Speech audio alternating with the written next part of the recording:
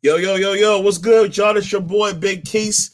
Welcome to another episode 8 of Wrestling Talk Radio. Tonight, we have a big show, big show. I think y'all gonna definitely look forward to this show tonight. I got multiple people on tonight. Usually, it's like about, 5 of us? But tonight, we went 7, y'all. We went 7, y'all. I'm gonna get to my 2 special guests here in just a moment. But let y'all know first, Wrestling Talk Radio. Make sure we're live on YouTube right now. Make sure y'all go subscribe to our YouTube channel. Hit that notification button so that way y'all can get notifications of when we go live or when we post a show or whatever. Also, make sure y'all like us on Facebook at Wrestling Talk Radio, where I post everything regarding the most updated wrestling news. Also, like us on Instagram. I post everything up there, including WWE, AEW, New Japan, anything that's going on in the wrestling world. I usually post up there.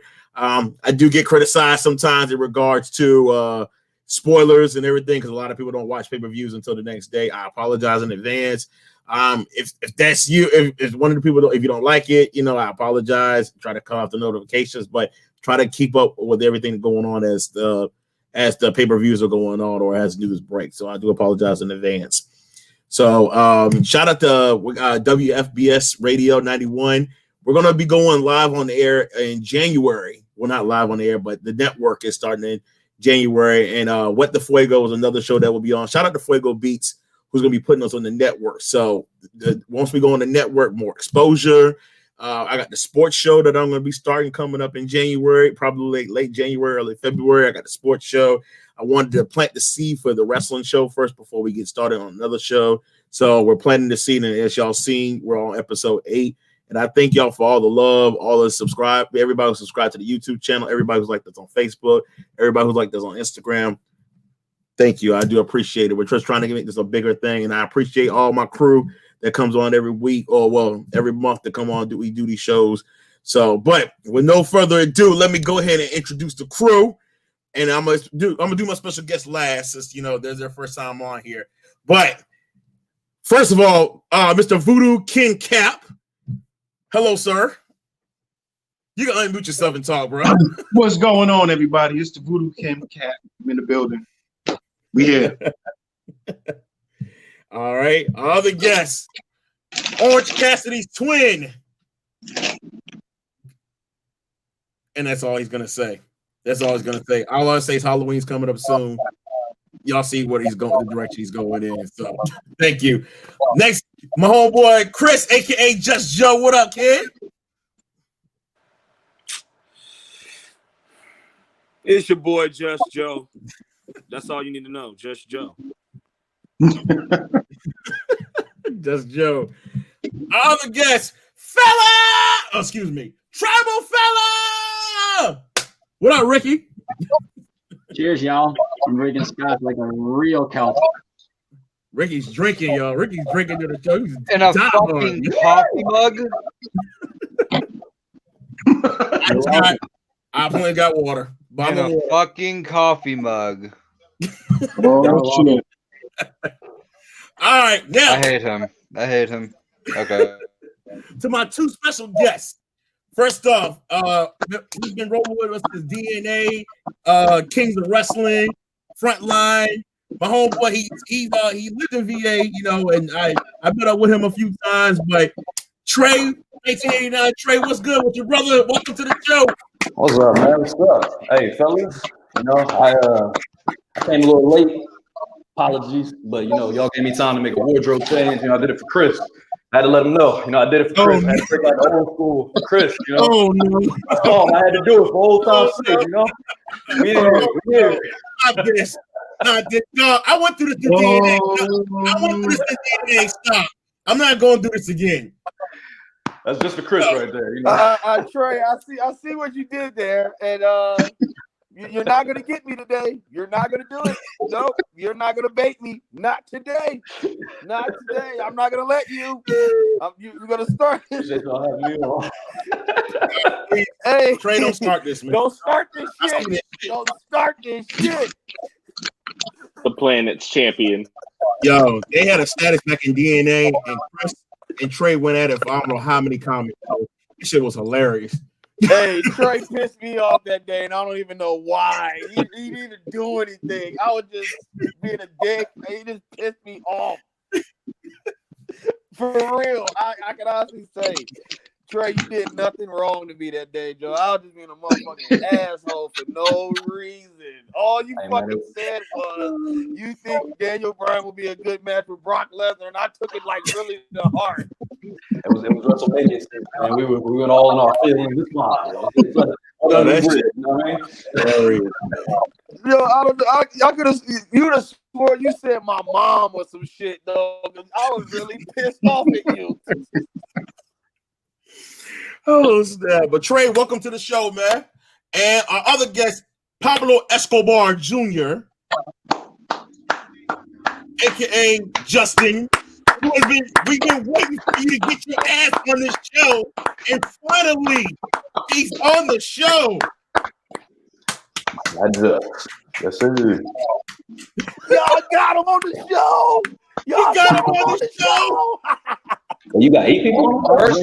First off, who is this we? I caught his attention. I'm the one who said something. I said, bring your ass. He ignored all you motherfuckers. Oh, okay, Lucas. But it's nice I can get his attention though, no homo. Welcome to the show, fucker. Lucas, yes, I will give Lucas props because Lucas has been trying to get his ass on the show so long, and we finally have him on the show. Yeah, bring your ass. Always.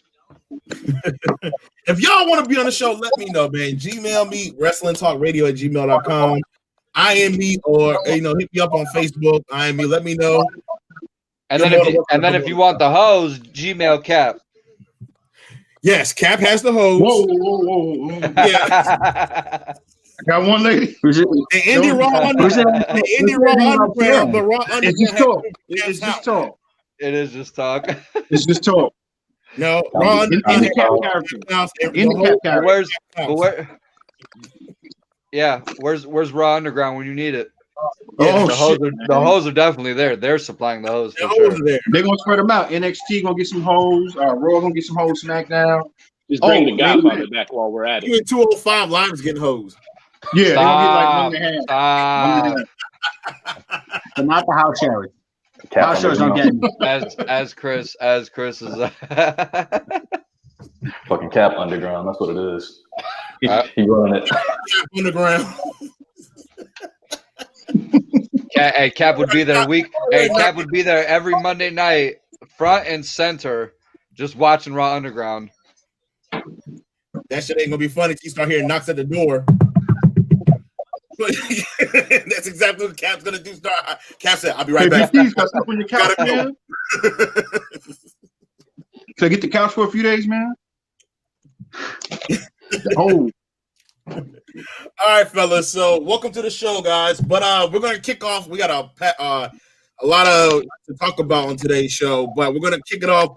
As y'all know, they just had a tournament in New Japan Pro Wrestling. As always, Ricky is our New Japan wrestling expert.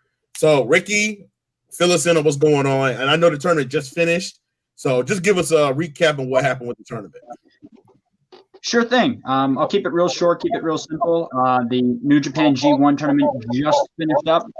Last time I was on here, I kind of explained how it works. It's just two big groups of wrestlers in a giant round robin. The finals wound up being Sanada versus Kota Ibushi. This is Kota's third year in a row of making it to the finals, and he won it once again. He is one of, I believe, only three, if I'm wrong, two-time G1 Climax winners. And he's going to be going now, actually, to face off against Tetsuya Naito at Wrestle Kingdom, which is their big January 4th show.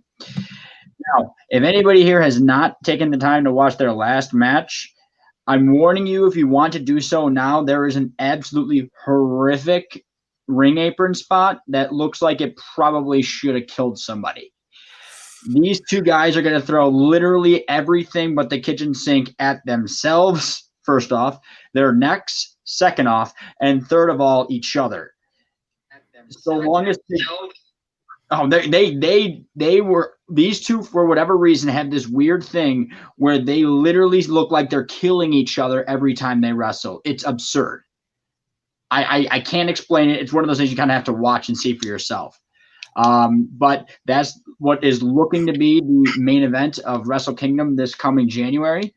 And then the only other note I really had about the weekend or New Japan in general at the moment is actually our buddy Will Ospreay actually has started his own faction. And it's interesting because his girlfriend, Bea Priestley, is involved with Stardom in Japan. So it looks like it might be almost like a cross-promotional type of faction, but it obviously remains to be seen. But just keep your eyes open because I'm very curious to see where that goes.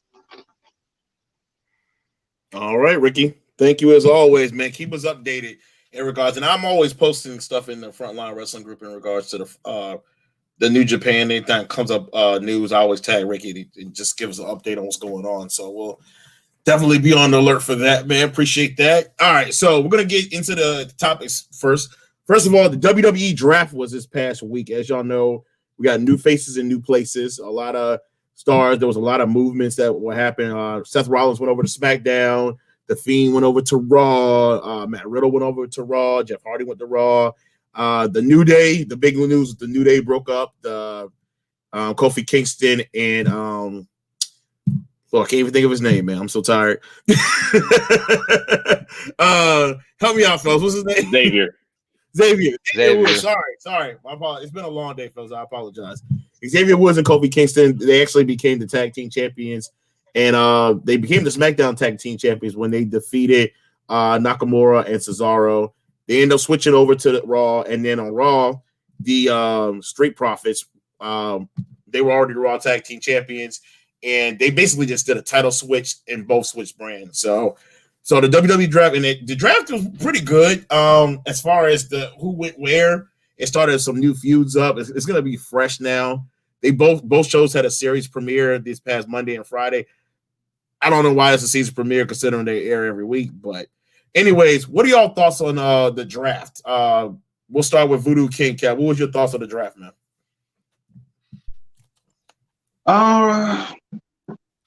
It was, it was a draft, but a few of the moves I didn't agree with. I didn't like Matt Riddle going to Raw. I didn't like the Rey Mysterio and Seth Rollins story continuing on SmackDown. I mean, it was all right, but nothing special for me. Nothing moved me. If they included NXT, I'd have been impressed. Paid more attention to it, but it is what it is. We'll see what happens. Okay. All right. Orange Cassidy's twin. Any thoughts on the WWE draft, brother? I thought some of the moves made sense. Seth going to SmackDown, I thought was probably SmackDown's best move. I saw the Fiend going to Raw. Bliss obviously was going to follow. Matt Riddle going to Raw obviously was a given since that article came out of him and Seth actually having, real heat. So I mean, the show's got better, I think, with the rosters. I think now they're more balanced, I guess you could say. Raw needed some new faces, and I think SmackDown got the right faces to kind of, keep it steady going forward. Yeah, there was definitely some good moves. Some people stayed where they were, which I questioned, but other than that, it definitely feels fresh now. I do agree with what Cap said though. I think just stop dragging out the Rollins, Mysterio storyline. Now Rollins and Daniel Bryan though, that I can get behind. Rollins actually mentioned that he wanted to move on from the Mysterio storyline. I read something he wanted to move on. I'm so sick of that storyline. It's just, and now with Murphy and everything, now Murphy got moved to SmackDown. It's kind of like they're just gonna keep dragging this on. How long has that storyline been going on now? Since what, May? Too long. We'll leave it at that. Yeah, it just come on now. 2 months is fine, but y'all start dragging out 4 months is just ridiculous. Well, the eye for an eye match was in June at Extreme Rules, and it had already been going on for a month and a half at that point. Yeah, because that feud started after Rollins lost to McIntyre. He lost to McIntyre. What was the pay-per-view? Money in the Bank? Yeah. He lost a month. So, and they started that feud right after. It's like, it feels like it's just been dragging on. What is it, October now? Too long, like I said. Too long. Come on, dog. Come on now. All right, Tribal Fella, what was your thoughts on it, man? On the draft? So my biggest thing is I'm really curious to see what the Fiend is going to do in the long term there on Raw. At the moment, Raw's got, obviously their main flagship is Drew McIntyre. I'm curious to see how the Fiend interacts with him, because if you remember, like his 24 was kind of like him overcoming his past, like youthful, like assumptive success, and like he's basically worked past everything that the Fiend would go after. So I'm curious how they would approach that, because as much as we all want to say we want the Fiend to stay out of any kind of title contention, at some point he's going to get pushed into a title match. I'm curious how they're going to play it out. Alexa following him was fantastic. I'm also curious about how Retribution is going to be played out with these new rosters. If I remember correctly, they're on SmackDown, correct? Raw. They're on Raw? Okay. That makes sense. I'm curious to see how they push Ali as a heel, especially in this group. I'm really curious to see how Raw kind of hedges their bets on who's the main eventer and who's not based on these results. And I mean, SmackDown just filled out its main event with Daniel Bryan being back on screen a lot, and Seth Rollins being there, and Murphy for when that feud inevitably happens. So I think both shows are in a pretty good spot. Definitely. I agree. SmackDown is definitely in a good spot because, like you said, you can do Daniel Bryan Rollins, you can do Murphy, Daniel Bryan, you can do you got so many feuds that you can do, and it's like it opens up the spectrum. And plus, with Rollins and them being on a 2-hour show rather than the 3-hour show, now it's kind of like I think you're gonna see them more. And Rollins, I'm not taking anything in Rollins. Rollins is a great talker, but in the ring is damn good. So him and Bryan, I think that's going to end up being the next feud going forward between him and Bryan. Seth, I think, will be more free on SmackDown. Yes, I agree. I agree. Totally agree. I think he'll be more free on SmackDown, and I think this is going to give a chance for Murphy to shine too. And I can definitely see Murphy probably going after the Intercontinental Championship at one point. I think KO, and we're forgetting. I can get behind him and Sami Zayn feuding for the title. Yeah, KO and Sami Zayn, I wouldn't mind, but I feel like it's already been done. And but WWE, they like to recycle feuds, and and they keep moving them on to different. They'll bring back another feud, but definitely, I like to see Zayn, and it's perfect because Zayn is a good heel with the Intercontinental Championship, so that does work. All right, Just Joe, what's your thoughts on the draft, man? What you think about what's going on SmackDown and Raw?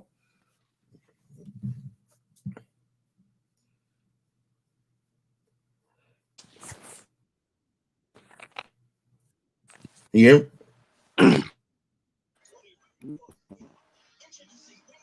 Chris, you good? I think we lost Chris. Hold on. Audio trouble. Something wrong with my audio. I can hear you now. Go ahead. All right, leave and come back. I'll put you back in. Justin's stupid. What is? All right, we'll come back to him in a minute. We'll come back to Chris. Justin, what's your thoughts on the draft, man? Interesting moves. I'm a big fan of Rollins going to SmackDown, KO going to SmackDown. I think it's a good filler. AJ going to Raw, also a good filler. Forgot about that. I think it kind of frees you up for some new things. Hopefully WWE actually does it. I'm a big fan of the tag champs flipping shows. Street Profits versus the Vikings for the 18th time, and badminton got really boring for me. But I just want to the thing that drives me crazy is you split the tag teams, which I'm fine because I think Big E deserves his push. He's done his time. Clearly the guy from the New Day, going over, separating for him to be able to actually do something. So it'll be cool even to see him and Kevin Owens have a good feud. Both great in-ring workers and great talkers, to see them going at it. The one thing that really bothered me was you split Tucker and Otis, and then the very same night you have Otis showing back up as whatever that luchador thing was. And El Gran, what was it? Gran Gordo? El Gran Gordo. That's the kind of stuff that I'm y'all are setting up for something different. You want to pull Otis aside since he's got the briefcase, which I think most of us keep forgetting he has. because they haven't done anything with him. And I mean, Otis is an interesting character when they let him be, but they try to do all this extra stuff with Morrison stealing the briefcase and the lunchbox and all this stuff. And so hopefully they will actually let him split and then give him an actual presence on the show instead of the nonsense. I still have no idea what they're doing with the women's division, splitting up the tag teams, and now it's Shayna and Nia. And I don't think anybody wants to see those two together in a championship role, but let's not forget Lana getting put through the announce table like what, 5 weeks in a row. it's like a couple years ago when they just had Nakamura low blowing everybody in every single match. He was Draymond Greening everybody. That's what he was doing. Look, like it was fine the first couple times he did it with AJ, but then they just kept doing it with everybody, and I'm like, this is what we're doing. I recall Taker doing the same thing with Brock Lesnar a few times too. I remember that too. I remember that. He kept low blowing the shit out of Lesnar. My shit is working now. By the way, Justin, fuck you, and I'm not cushed out. I read that comment. I was gonna say not yet at least. I don't know. The shit just went on. I don't know. But anyways, a nigga back. Oh, my bad, forgot. But as far as the draft go, I thought it was really dope to bring Seth Rollins to SmackDown. It's about time. He should have been on SmackDown a long time ago because because what he does in ring, that is definitely would definitely bring a lot to SmackDown if you ask me. He can definitely talk on the mic. The Monday Night Messiah is, I think, to me personally, and anybody that's from old DNA and all pro wrestling fan forum would know I'm not a Seth Rollins fan at all, but what he's done with the Monday Night Messiah is I think it's better than the Authority. I think it's better than his face. For real, he can definitely be the best heel in the business. So I'm a fan of that. I figured they keep, like you said, I figured they keep Drew McIntyre. At first, I wasn't sold on the whole Fiend going to Raw, but obviously they're gonna have the Fiend bury Retribution, Dark Order 2.0. But I don't give a damn for the females. Like Justin said, I'm tired of looking at Nia Jax and Shayna Bez, whatever. And I'm cool with them putting Lana through a table for a 6 week in a row if that's where it's gonna be. I think that makes for good television. Guess what? You know what they say, the sins of a father, right? Well, you're going to have to take this licking for what Mark Merrill 3.0 has done in AEW. So, you're going to have to take that. You're going to have to suffer that abuse. Blame your husband. Hey, blame your fucking husband. Don't blame nobody but blame the dick that you rode on, okay? That's what you do, okay? So, nothing other than that. Nothing really came out of it. I mean, I'm tired of seeing AJ Styles go back and forth. Like, I mean, stick to one fucking show. I mean, do you like Paul Heyman? You don't? Whatever. Who gives a damn? But I'm tired of seeing him go back and forth. Yeah, that shit was just. I got tired of that when he got drafted to Raw. I'm like, I understand his whole Paul Heyman, but dude, you don't been back and forth. You go to Raw, then you back to SmackDown. Say this is the place that he run the place and shit like that, and then you go back to Raw. It's kind of like, all right, stick him in one show. Keep him on Raw for a long time. Just let him stay on Raw for like at least a year. And then let him go at SmackDown, but All right, Trey, I don't know if you watched the draft or not. I know me and you were talking off the show and everything in regards to I don't know if you saw any of the picks or anything. What was your thoughts on the whole draft? Yeah, well, I'm over here playing catch up. I pulled up the list while y'all were talking, so I'm over here reading everything. But just listening to a lot of it, I would say I'm more intrigued probably with the Fiend and Alexa Bliss going the Raw thing than anything else right now.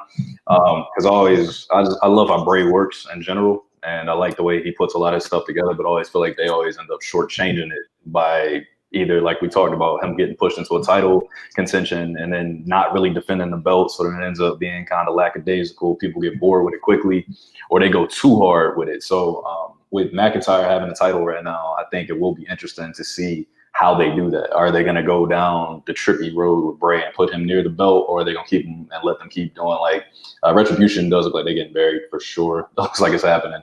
100%. I mean, what did they lose their first 2 matches? Like pretty heavily, or like they're setting up for it, because you know they're not about to take out Bray with the kind of run he's on right now. I 100% agree with Chris with the Seth Rollins thing going over to SmackDown. I think that's a huge move because he's been on Raw for a while. He's been holding it down. This run has been one of the few things I've actually kept up with over this last stretch, because I swear to you guys, the second the Money in the Bank title fell in Otis's hands, I pretty much swore off of wrestling at that point. I left. I was like, I'm out right now. And I've been just, I'll hear a review every now and then. I go through the groups. I'm like, all right, I see what's going on.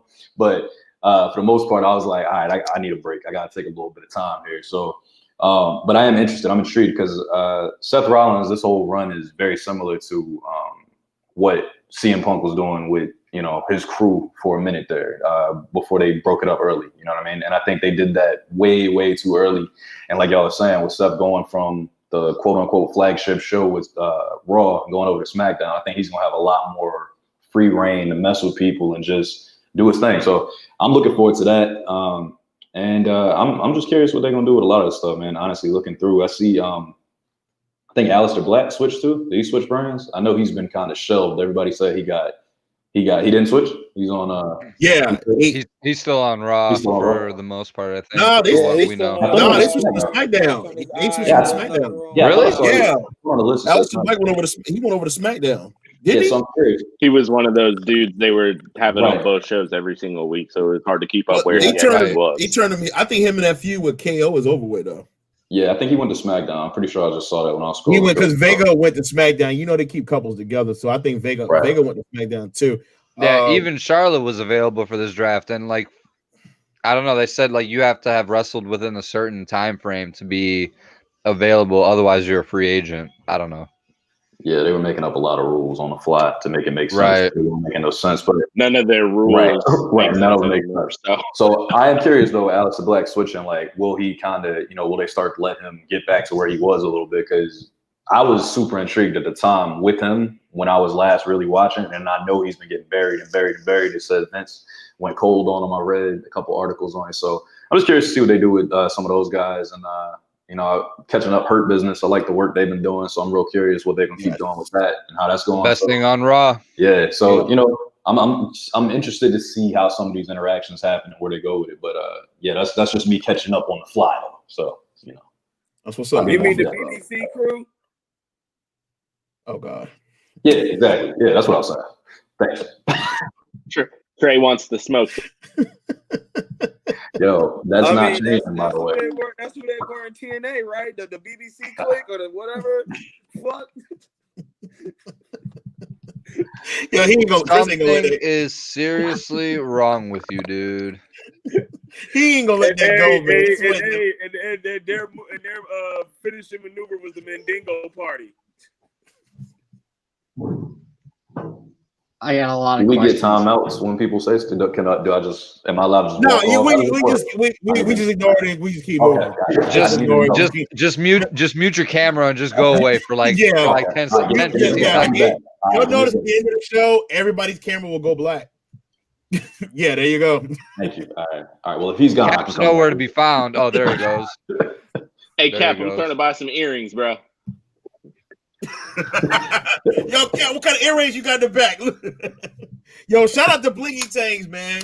Cap's girl, she got the little thing and everything. I always share her show on Facebook. So make sure y'all go check her out. She got a lot of items for sale. My girl, she's interested in a couple of things. I keep telling her to go follow her. She never does. That's another story. Anyway, that's another story. But anyways, all right. So that's the draft. What did y'all think? I want to get y'all thoughts because this hasn't been on the back of my mind. What did y'all think about NXT not being included in the draft, or is it okay to just leave NXT separate from Raw and SmackDown? I think it's a missed opportunity. I actually thought that was better because you know what seems like what they're doing is they're putting people up on the fly anyway, or they're bringing somebody from the main roster down anyway. So I'm glad that they're keeping it not a third brand. So why have them as part of the draft? So I mean, I like the route they're going anyway. Yeah, NXT is definitely they've definitely been stepping up their game, especially with all the shit that's been going on with the COVID thing. And so, like, speaking of NXT, I want to jump in this real quick. If y'all saw the ending of NXT last night, brilliant, absolute brilliant. How they did this. As y'all remember, if you remember the end of NXT 31, it was Finn Balor versus Kyle O'Reilly for the NXT title. At the end of the match, Ridge Holland came and basically looked like he had attacked Adam Cole and threw him over the barricade. If y'all saw NXT a few weeks ago, Holland got hurt and it was a nasty injury. Actually, I had to rewind it and I showed it to the group. It was not as gruesome as Dak Prescott's injury, but that shit turned the wrong way and he's gonna be out. He's gonna be out for a few months. So they pretty much had to change the storyline. And last night it was supposed to be the Undisputed Era versus Breezango for the NXT Tag Team titles. But before the match, Roderick Strong got attacked, Bobby Fish got attacked, and they basically told Kyle O'Reilly he has to go on his own or unless he finds a partner. He pretty much told Danny Burch and Danny Burch's tag team partner, Oni Lorcan, y'all go ahead and have at it. They had the tag team. And then during the match, a masked man came from underneath the ring, pushed what's his name off the top rope? Damn, I can't think of these names today, man. I'm sorry, my head is fried. The dude off the top of the rope, and basically it was revealed that it was Pat McAfee. The GOAT. Pat McAfee. If y'all remember the match he had with Adam Cole at NXT 30, it was actually damn good. He punished That was a genius booking. He punted the shit out of Adam Cole. Y'all go back and look at the episode of NXT where he came and attacked Adam Cole. He punted the shit out of him. Yo, Adam Cole sold the shit. Adam Cole dies like almost every other month. That should not be watched again. No. From what the air he went. Adam Cole had the air raid. He had the chop from Walter. Walter almost killed him. And then Keith Lee threw him into the crowd. He died because of that. Keith Lee threw him in the bush. Hey man, Ciampa almost killed him in War Games. All right, the air raid. Yeah, I said the air raid almost killed him. Yeah, like they actually did kill him on BTE, but yo, Adam Cole has taken so many, and then he just got attacked. Rich Holland had hurt his ribs. Like, damn, Adam Cole. No respect for the dead, man. No respect for the dead. But Pat McAfee's there, so it should be an interesting storyline. So it sounds like they're going to do Undisputed Era and Pat McAfee with Lorcan and Danny Burchell. So we're interested to see. We'll be interested to see where that goes. All right, so next pay-per-view coming up is Hell in a Cell. And so far, they've only got 4 matches, which I'm really shocked because I thought it would be more. But it looks like this might be a short pay-per-view. It might not even go 2 hours. But with SmackDown being tomorrow night, more than likely, they might add a match or 2 on. But I'm going to just get y'all thoughts real quick on some of these matches. We got Jeff Hardy versus Elias, which is going to be a singles match. Elias just came back from injury. Elias is on Monday Night Raw, by the way. And I heard that they're going to give him a push. There's 3 Hell in a Cell matches, isn't there? Yeah, there's 3 Hell in a Usually on Hell in a Cell, they'll do like the main 2. They'll do 2. They usually do 2. They usually do 2, and then there'll be like other matches on the card. This time they have 3 matches, and then they have 1 singles match. So I don't know if they're going to add on the other matches. You know, like those cell matches might get some time. Honestly, like that's another reason, Luke. I was thinking about that too. They might actually give these times. They might actually give these matches more time. I see they're still trying to milk the Mysterio, Rollins, and Murphy thing too. They may put that in place as a triple threat apparently, and then Kevin Owens versus Aleister Black. I'm seeing on some website too potentially. They're not locked in yet, but those are some potential ones they got up here too. I'm looking at. And we'll probably find out more tomorrow night after when SmackDown. They'll probably announce it during the show. I would assume KO and Aleister Black gets made tomorrow night because they're both SmackDown now. And they were talking, he was on the KO show or whatever a week ago, and they got into it. And yo, I say get him a street fight. Fuck it. Get him a street fight at Hell in a Cell. And then Roman's gonna beat Jey Uso for at least 45 minutes, so that's why it's not that many matches. That's what I predict. Yeah, and it's a Hell in a Cell I Quit match. What? Yeah, that's He said true. what? That is That's crazy. a brutal That's crazy. combination of things in my life. Yeah, that's crazy. I did read Roman's that. That's crazy. Roman's gonna beat. This Roman's that gonna make beat any match Wednesday stuff y'all used to do in King. That's what they're just doing. Yo, we came in with some fucked up matches back in the time. Rikishi might come out and throw out the white towel. Shut up. I'm Shut going. up. Bye. Shut up. Bye. Shut up. I'm going. Shut I'm up. going. Bye. You're Bye. lost. Lucas, go black. Go black. Go black. We're out. Bye. We gotta go. Bye, Cap. All right. Go. Just go. Just go. I gotta go. No. Rikishi, no. I remember that shit from Armageddon when He said, I did it for The Rock. He did. Yo, when Undertaker chokeslammed his ass off the top of that cell at Armageddon, I'm like, damn. I can't believe they let that shit happen. I was like, It's like a hay truck on top of it. I'm weird he landed in. Why was that there? I can't even remember. But I think Reigns is gonna beat the shit out of Jey Uso, and I think Nobody knows why that truck was there. Nobody knows. You probably know why that truck was there, Cap. He drove the truck in. He definitely knows. Right. He put it there. Cap, that was you, wasn't it? Yeah, he blacked out. Cap was the plug for Kurt Angle's milk truck too. Oh, for sure. Yeah. I remember the call. Was he the plug for Austin's beer truck though? Nah, definitely not. Nah, Yeah, nah, definitely nah, not. nah, definitely not. He's not cool enough for that. Nah. We'll give him Kurt Angle, but we're not giving him Stone Cold. No. I was swimming in the Long Island Sound one night and I got hit with an Intercontinental title. Still don't know where it came from. Are you sure it wasn't another body hitting you, or no? It was a title belt. Kev, what the hell are you talking about? Wait a minute. I'm so confused right now. I was gonna say, I know John Cena threw Edge in the Long Island Sound. Did he not? Nah, he talking. Yeah, he did. Yeah. He going back. He took that back to the 97, 98. Yeah. Wasn't that the smoking skull belt? When I thought shit was real. He talking about the first one. He was Intercontinental that first time. He threw the Rock belt in the water. Austin did. I'm not that old, Cap. Cap wrote the Brian Pillman Stone Cold segment. Oh man! All right, I ain't know what kind of show this was. All right, y'all, it's real. I gotta get out of here. I didn't know what kind of show y'all was running here. So Cap helped Pillman Jr. sign with AEW. Cap said, Pete with the McMahon. I got an excellent idea. I'm gonna have Stone Cold break into Brian Pillman's house and act like he shot him, and then the camera's gonna go dead. Like this. And we're gonna have some bar flowers close to the bar, sit outside and guard the pool. Yo, y'all can't act like y'all watching that shit live and act like that wasn't real. Yeah, I was shook. Yeah, I thought that shit was real. After it went off. I was a teenager. And I'm like, yo, y'all shit like he was rocking and whatnot. Yeah. No, you got me. You sold me. Yo, Brian Pillman had that gun in his hand, and then that camera went to black. I was like, oh shit. Right. Somebody got smoked. I'm like, did he shoot him? Right. I was like, that whole weekend, I'm waiting for the rest of the week. I'm just waiting for Raw, man. Like, damn. Yo, as a kid, I was scared as shit. I was waiting for Raw 2 come back on at 8:00 Monday night. Yo, I was scared as hell. I was like, damn, he shot Stone Cold. But anyway, we went off topic. Sorry, y'all.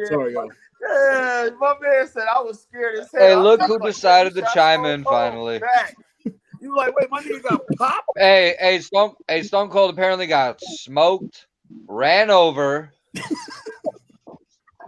What else? Stone Cold was the fat dude that he beat up in the baby pool. Stone Cold used him as a shield. That's what happened. Hey, bye. Hey, he beat dude ass in that baby pool, dog, for real. When he beat Booker T in the supermarket.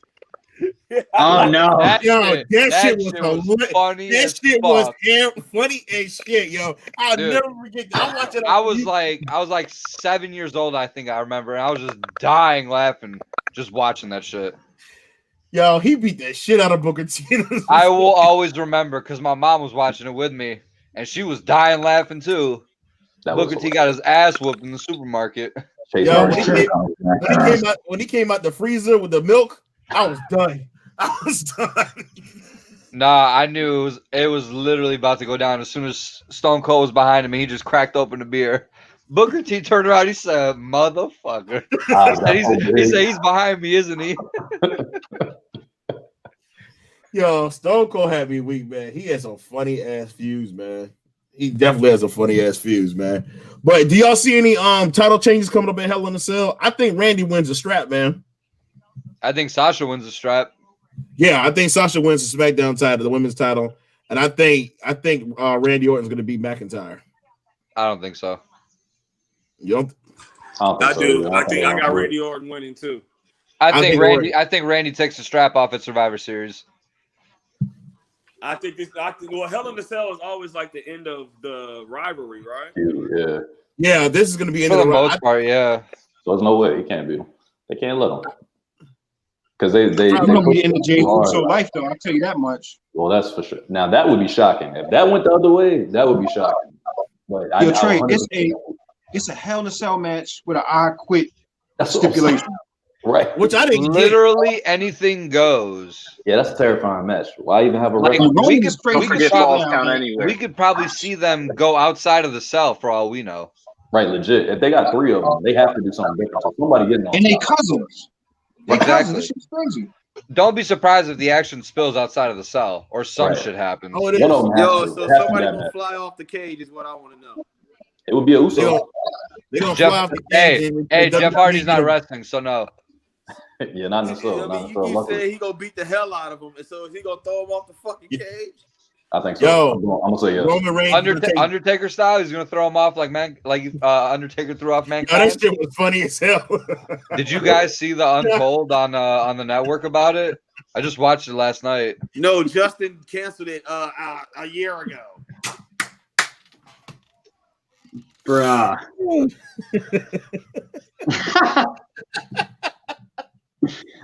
Oh, weak, man.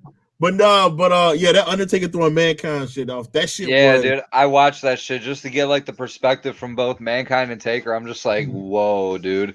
Mankind literally told the ref, he said, "Where's the tax?" Like, this guy's fucking psycho. Yo, that one and the one when Shane took on KO and Sami Zayn moved him and Shane fell off. I haven't seen that one yet. Oh man, go watch I mean, Yo, Shane's always gonna do some shit where he just fall off some shit. So yo, WrestleMania 32 when he was fighting Taker, I'm like, yo, Shane's jumping off the cell. I already know it. Shane will find the highest shit ever to jump off of. He don't give a shit. That man probably takes like 30 cortisone shots before a match just to do that. I promise you, he does. There's no way you're getting up the next morning after taking a 30-foot fall like that and just saying, "Oh yeah, I'm totally cool." No, you are struggling to get out of bed, my guy. Easily. But yeah, Hell in a Cell. But I think, like I said, I think McIntyre. I think he gets the strap, and I think Orton. I think Orton wins the title. Sasha wins the SmackDown title, and there was the other one. SmackDown. Well, Reigns is going to beat the shit out of Jimmy Uso. Jey Uso, sorry. Murder. Yeah, Reigns is gonna commit murder on pay-per-view. Televised murder. All right, so we're gonna see our first murder. All right, cool, got it. He's gonna kill Jay, and then they're gonna bring back Jimmy. But since they're twins, we're not gonna be able to tell which one it is, and they're just gonna continue it from there. I still can't tell them apart. I don't know how the fuck they look. One of them's got a cross on their one arm. has a long beard with gray in it. I used to be able to tell when they wore face paint because they wore it on different sides. Yeah, I can tell that. But then when they started this new gimmick, I'm like, okay, which one is which? Jay has a mullet, mohawk, S-curl. So that's how you know that's Jay. Cap, get out. Which one is Cap, get the hell out. He's got the Lionel Richie meets the Breakfast Club. Yeah. Like, no lineup is just bad. Hey, yo, I'm out. I wish my phone call. We gotta talk about this. We gotta be able to talk about this stuff. Come on, man. No, you don't. Some stuff you gotta get to yourself. You and your therapist. That's it. Hey, man. You are out of pocket. Right. That's curl mullet. Y'all want to It's a hybrid. It's a hybrid. With Gumby on the side. I don't Big think you got Keys, no get hair out right tie. now. He had the Bobby Brown. Get out. Get out. My man got the Afro Thunder mixed with the Joe Dirt. You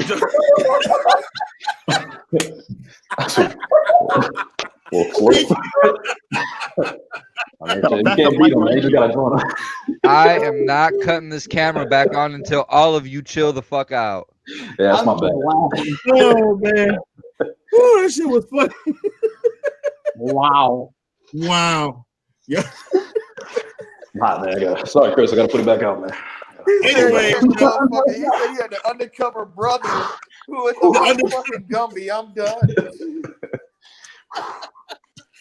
oh shit! Look at real Miami. What do you know about that Sega Dreamcast? Look at real Miami. Look at real Miami. Look at real Miami. I see you come in the club, got your chest hair all out. Look at real. Look at real Miami. Yo, y'all gotta watch these Fast and Furious. When Tyrese told him that shit, I was dying. Look at real Miami. Trey, take that shirt off. No homo, by the way. Hey, man. Yo, my bad. I ain't even wear it. I won't wear it next time. Next time. Wait a minute. I got a question. Trey take his shirt off? No, I said I did not. Hey, Chris, just read my shirt for a second. Just read my shirt for a second, because I don't like what you said to me. And then just read the back of it where it just says stop it. You know what I'm saying? Don't do that. Yo, y'all are hilarious, man. Yo, quick question for y'all, man. While we're on the subject after Hell in a Cell, because the Survivor Series is coming up next. Who do y'all see being on the Survivor Series teams? This should be interesting now. Okay. For SmackDown, it's gonna be. You can already see it's gonna be Roman Reigns, Seth Rollins, Daniel Bryan. Maybe Daniel Bryan. I don't think Roman Reigns can be on the team. Isn't he going to be in like? No, he's going to be the champion. Reigns can't be on there. Yeah, Reigns. Rollins going to be the who's he going to defend the title to at some? No, there's not going to be no title defense. You know, it's either they're going to do a title defense or he's going to be involved in like a champion versus champion match. Probably. Which would mean because they could do that this year. They could realistically do that this year. Roman versus Finn versus Drew. Nah, if Drew does retain versus Bailey. Shut up. Shut up. Shut up. You're just mad because she's number one. Shut up. You're happy that she's number one. Hey, that is about. You know what? I'm not gonna go there with you. Yo, Raw's gonna have as my good friend.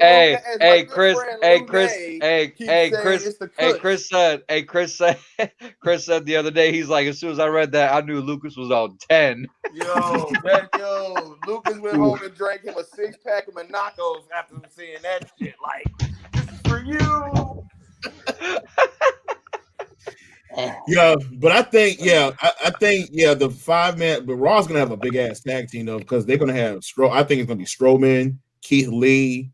Who else is gonna be on Raw? That can be AJ Styles. Braun Strowman. Trash Strowman. They're burying Keith Lee, man. I'm sorry. Here we go with this shit again. He just does not like Braun Strowman. Braun Strowman they don't know what to do fucking trash. They should have put Keith Lee on SmackDown. They fucked up Keith Lee's music. That's number one. They fucked up his ring gear. Oh, what the fuck Trey got on, man? What the fuck? Trey, wait a minute. The hell? Neo, what the hell? Well, he went and got Anthony Hamilton. Woke up this morning, found the letter that he wrote.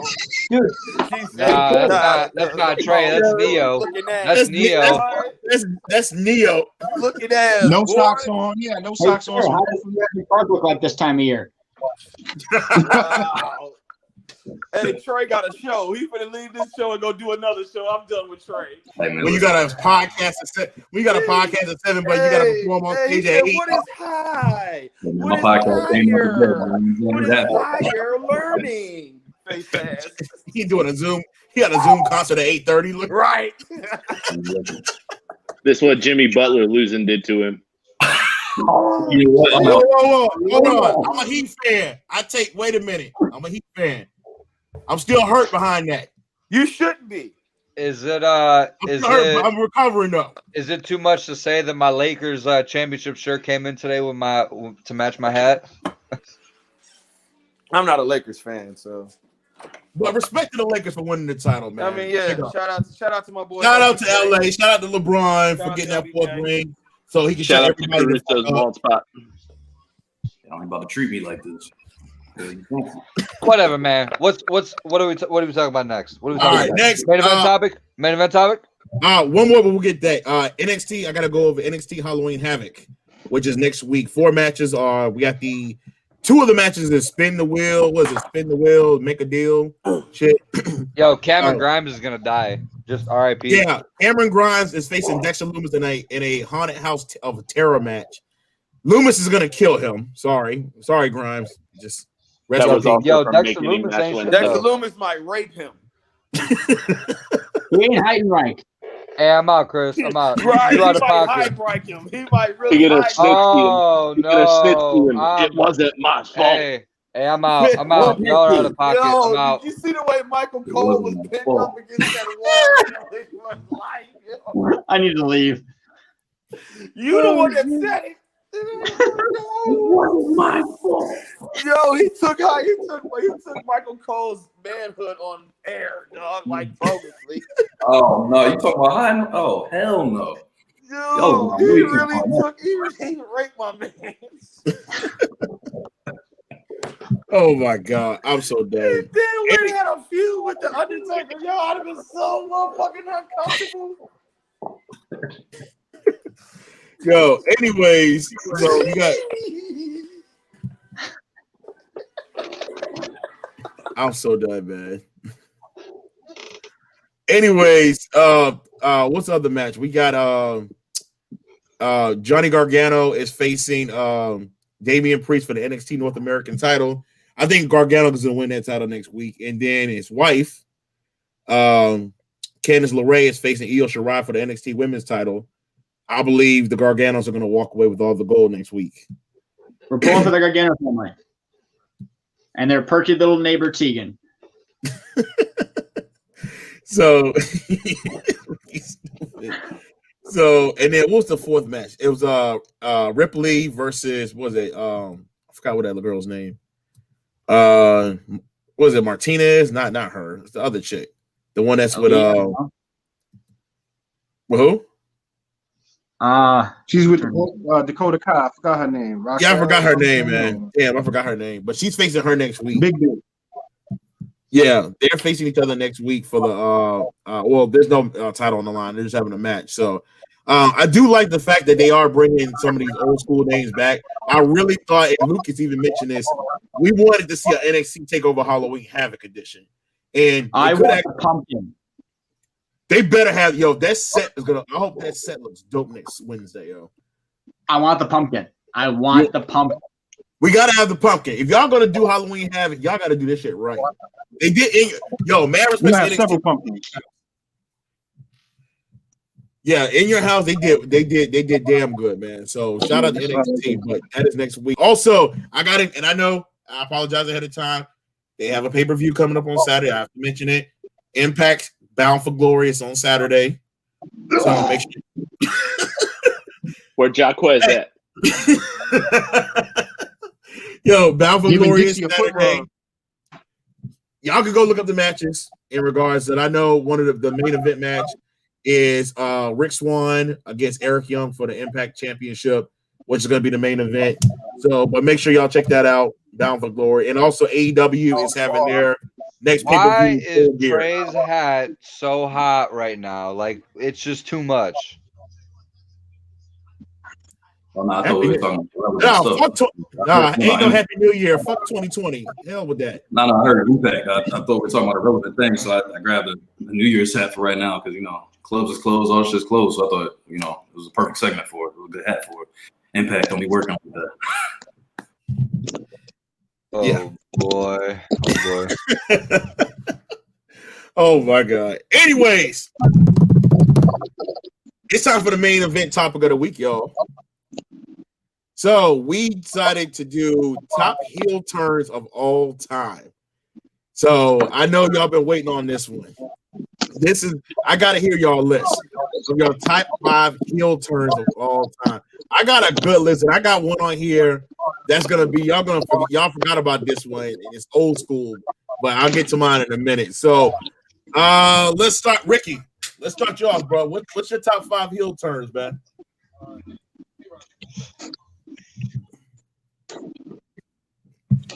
All right, sorry about that. Oh, you good? You good? Mine are in no order. These are just my personal top 5 heel turns. Okay.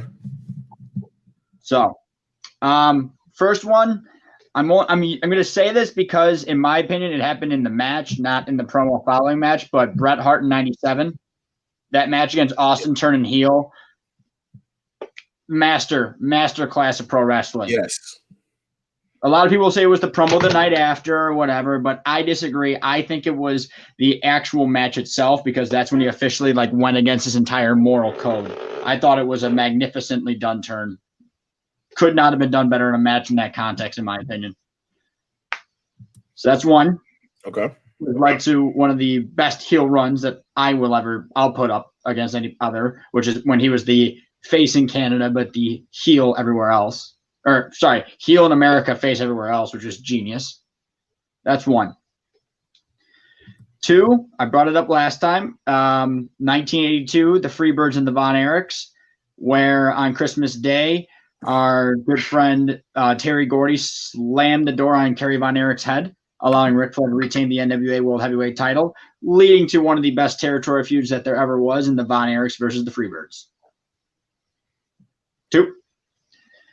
Number 3, this is one I watched a little while back. 1989, Terry Funk on Ric Flair. After Ric Flair finally beats Ricky Steamboat in their amazing 1989 trilogy, Terry Funk shows up, beats the shit out of him, pile drives him. It's great. Loved it. Okay. That's 3. 4, Hogan in '96, NWO, kind of goes without saying. And then number 5 also kind of goes without saying, Shawn Michaels and Marty Jannetty. But Can't believe Marty just jumped through that window. That coward. Dude, you see how much drugs he was on, bro? He set Shawn up. He set Shawn up. That was the heel turn. He set Shawn up. Right, he set Shawn up because Shawn was like, "How can you accuse me of some shit?" Like this man literally grabbed himself by the motherfucker and just threw himself. Shawn deserved it. Yo, he was on PCP, Johnson. Brother. All right, Ricky, that was a good ass list, bro. Damn good. All right. Yeah, that was a great list. That was a great list, man. Ricky always come up with the classics, man. Old school, right. Dude. Old school. Chris, what you got? Just Joe. Just Joe. Excuse me. My apologies, sir. Just the Chris man coming.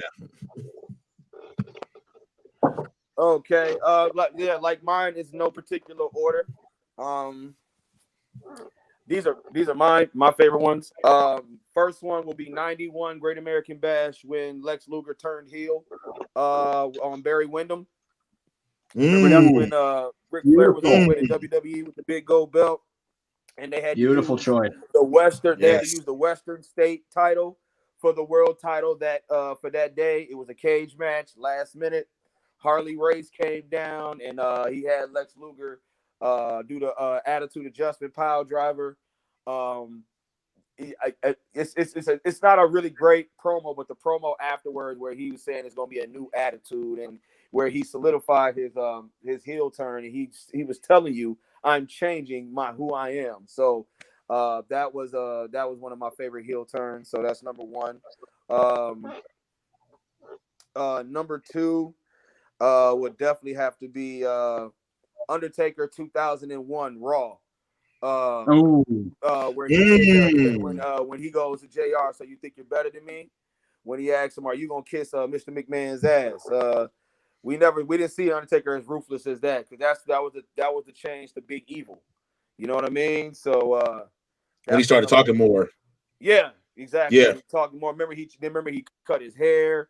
That feud The with motorcycle, Rob Van the motorcycle thing. Yeah, I remember that. Yeah, the feud with Rob Van Dam was great. I'm gonna give you another one that I thought was really, really cool. Of course, Hogan's. That changed the landscape of actually wrestling as a whole because it made Vince go to a more edgier content. What people don't want to admit is Eric Bischoff started the a little bit more edgier content with that change. So I thought that's number 3 on my list. Number 4, y'all gonna laugh at this one, but go ahead. Ahmed Johnson. Man, cat. Hey. I don't know why, dude. Like, growing up, that really pissed me off. Like, yo, how the fuck did you do this? Like, yeah, I know, right? I'm out. WWF Arizona Clippers, man. I love it. Yo, he made me so fucking mad. Yo, he pissed me off. How did he do that shit? Like, you know what I'm saying? Like, yeah. Hey, I said these are mine, right? I said these are mine. So that was good. So kiss my ass. You know what I'm saying? And at number 5 will be Shawn Michaels turning heel in '97. When he hit Undertaker with the steel chair at SummerSlam. That's because 2 weeks later is when him and Triple H became a DX because remember when at the end of Raw where he beat the fuck out of the Undertaker with that steel chair. Every time Undertaker set up, he did, and that was the first time I ever seen chair shots like that. So that's my top 5. Sounds good. Solid, brother. Solid. All right, Orange Cassidy's twin. What you got for us, brother? So just like everyone else, no particular order and anything. One of my favorites was Triple H turning on Shawn Michaels. Oh man, that was on my list too. Because it honestly kickstarted one of my favorite rivalries as a child, and it's probably one of the first actual rivalries where But yeah, that was one of them. Another one. 1992, HBK, turning on Marty Jannetty. I figure it would be in most of our lists anyway. Randy Savage turning on Hulk Hogan. Oh, the whole storyline. I think that went on for 3 years, I think, and then eventually Miss Elizabeth got involved, and Randy Savage started getting jealous of Hogan, and it kind of turned into a whole mess.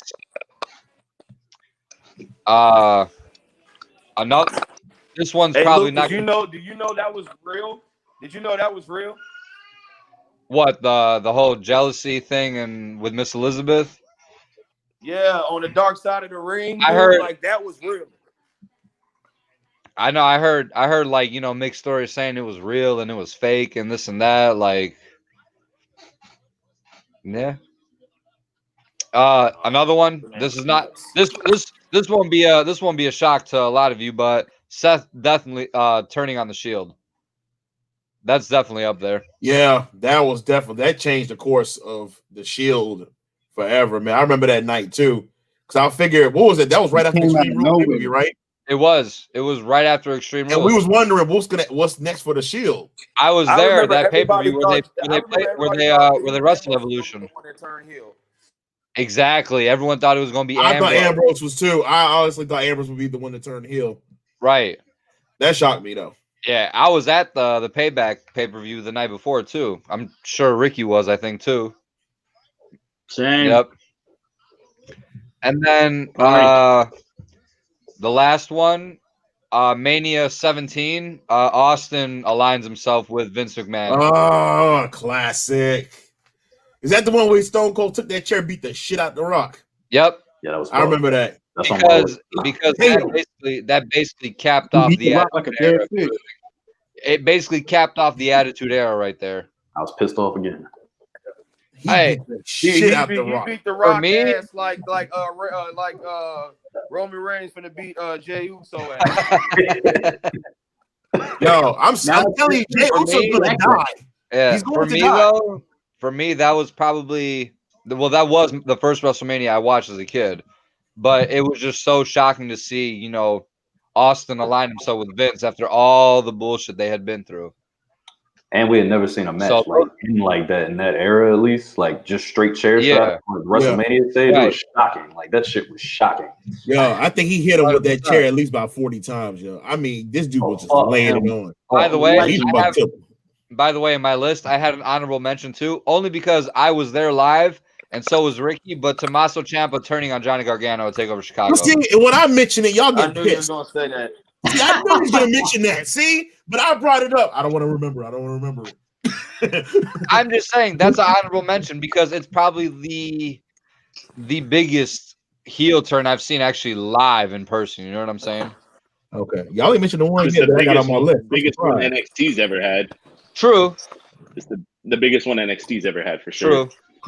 Because their rivalry alone was basically like Shawn Michaels, Triple H, like esque. Yeah. Yeah, That was one I was okay with them redoing for like 8 months. Right.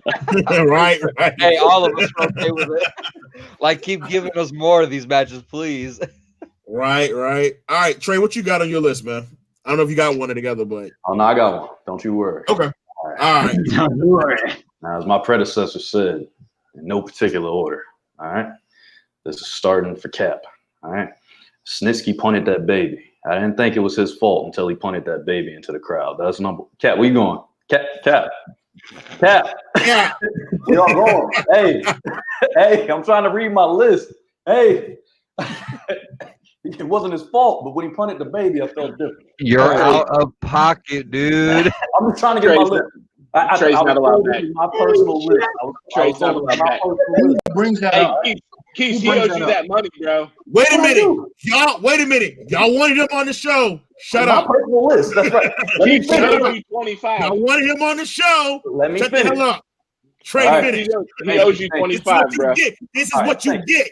Thank you. Okay, so when Rusev attacked that soldier, because I thought he was a good guy until that point. When he hit him with the kick, I thought that was too far. Okay, so that was Y'all deserve this. You deserve everything that's going on right now. I'm just getting you on my list, man. What's wrong with y'all? Y'all tripping. Trey, continue because this is what they What's get. next? Brock Lesnar and Daniel Gowan? It's actually Brock Lesnar and Zach Gowan. It's right here on my list. Brock Lesnar shouldn't have done that to Zach Gowan. That is on my list. No, he's right. He's right. That was on my list. It's next. It's right here. I literally got it written. It's right there. Okay. Brock Lesnar shouldn't have done that to Zach Gowan. It was an unfair fight. He thought he was safe. That shit was uncalled for. We're all going to hell. We're all going to hell. We're all going to hell. Go ahead, Trey. We're all going to hell. Who is we? I've been muted this whole time. Y'all are going to hell, okay? I'm going to lose my show. I'm going to lose my show. I think all 1,000 Big Show heel turns on the top of that list. Of course, that's fantastic stuff. Let's see what else we got. What's next? Big Boss Man eating pepper? No. Capo leaving DNA. Capo leaving DNA was one. And when he left DNA, that shit was nasty. I didn't see it coming. He took off. I didn't know what was happening. I came here to air my grievances. That's what this is about. It's the only reason I agreed to this shit. Capo, calling your ass out. No, look. All right, I'm gonna give you my real. I'm sorry. I'm so done with y'all. I'm really sorry. am. I didn't mean I'm getting ready to Y'all are banned forever after this show. I didn't mean to bring Y'all this energy to your show. I didn't Trey, mean to. Trey, I'm going to talk to you after the show. Listen, Because somebody I has didn't get a lot of rules. I didn't get a lot of rules. What's seriously wrong with you? I just showed up. Listen, okay, honestly, okay, y'all nailed. I nailed. I'm going to say this again. I'm going to say this one more time. This is what y'all wanted. You asked me in the group chat. Let's get Trey on the show. First off, my dude was first off, so I mad about that. I asked for this guy next to me. I didn't ask for him. Yo, hey, Not only did he leave, y'all remember hey, how not only bad did Cap he leave, he said Doc can have DNA. Listen, okay. That was the best part. He said you can have DNA. I wasn't even there for it. That's what messed me up. I came back. Otis had got the briefcase already, so I had no I'm idea. still there for it, partially. All right, so Hogan to NWO for real. That was one of my top 5, obviously. Sean on Marty, one of my top 5, obviously. Austin joining Vince was on my list as well. One that affected me personally as a kid was The Rock joining the corporation, because that's Survivor Series. Messed me up. Like that caught me way off guard. How many people joined the corporation? A lot after a while. Half the roster was like with the corporation. After a while. And then I had Seth join or Mute your mics. Yeah, I had Steph hitting Dean and Roman in the back of the chair. That was on my list as well. So outside of that, I had Eugene on Eric Bischoff and China on Mark Henry as well. So those are the last ones on my list. And half shaved head. I was just watching that Eugene stuff the other night. What the hell is going on? That was the list. That was my top 5. That was all. What happened to the? He say Eugene. You're like 13, bro. And he waved at the end. He waved like that. Oh my god. Ricky, you got any more scotch left? You got any more left? This is all mine, pal. Okay, pass it over here. Pass it over here. I need some of that. I need some right now. Fuck this damn water. I need something strong. Oh, it's helping. God. Oh god. It's helping. You think you come up with something like DNA without having a list like this in your head? No. You come up with DNA with a list like this all the time. Okay, this is for y'all. This is content. Welcome. I'm out. What the hell's going on right now? I don't know. All right, Trey, thank you, I guess. Well, all right. I've done nothing wrong. I just want to put that out there. Okay, I just read a list. I've done nothing wrong. All right. I've lost total control of this. I think that 7 promo it definitely was something wrong, brother. All right, Voodoo Kid Cat, what you got, brother? All right, man. I'm gonna take it back to the old school because y'all probably know what I was gonna pick. It was kind of current shit, but I'm gonna start. Well, no particular order. I'm gonna start off with the Road Warriors turning on Dusty Rhodes. Oh yeah. This is like yeah. They turned on Dusty. They were the 6-man tag team champions, and out of nowhere, Dusty's getting his ass beat. They lose the title, and they take a spike off one of the shoulder pads and put it in Dusty's eye. They got crazy. That one. That was nasty. Got crazy. The Bullet Club turning on AJ Styles is next. Like, people knew that he was leaving WWE. We thought he was just gonna have a match and then just go out like everybody celebrate, throw it up. They whoop AJ's ass. Everybody, super kicks, one wing angels. They whooped his ass. Sent him to the United States. After this, I'm gonna take it back.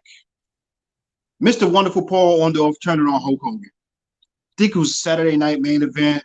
They had just beat King Kong Bundy and somebody else. I think I want to say 86. Yeah. And they celebrating the Hulk Hogan and Mr. Wonderful win. They celebrating, and here comes a clothesline. Boom, stiff arm Hulk Hogan. That sort of a feud with Hulk Hogan and Mr. Wonderful lasts like a year. Entertaining. Let me see. After that, let me see. I want to say Triple H when he joined the corporation. Like he had just got DX open and got them going, and out of nowhere he just pedigrees X-Pac and joins the corporation. Shocking, didn't see it coming. Definitely good television. Underrated. Very underrated. Remember China, we thought she had came back that night. Yes, very underrated. Yeah, I remember that. Yeah. Did anybody say the Mega Powers explode? Like Hulk Hogan and Randy? I think somebody said that. Lucas. Yeah, Lucas mentioned that. Andre the Giant, when he challenged Hulk Hogan at WrestleMania 3, he came to the I think that was the Piper's Pit. He ran up on Hulk Hogan. They talked, and he just ripped Hulk Hogan's cross off, and like awkward silence. Nobody said nothing. Went to commercial break. Nobody said nothing. Shocking turn because Andre was always a face. The crowd loved him. It was just a shocking turn. Let me see. I remember watching Hulk Hogan wanted to cry and shit.